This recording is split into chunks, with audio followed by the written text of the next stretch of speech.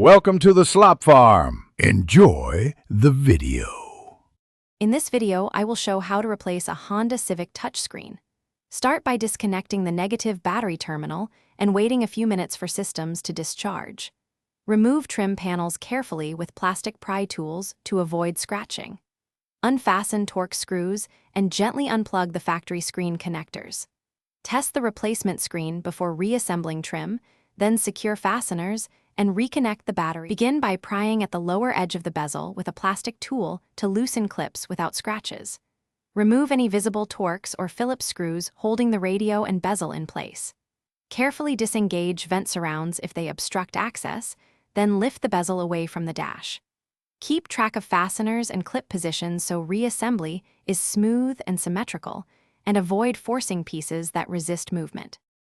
With the bezel removed, unbolt the head unit screws and slide the unit out slowly to access connector tabs. Release each connector tab gently and note their orientations so you can reconnect correctly. Remove the screen assembly from the chassis and transfer any mounting brackets to the new unit as needed. Before fully seating the new screen, reconnect the battery briefly and power up to verify touch response and display clarity. Thanks for watching. Consider subscribing if we helped you today.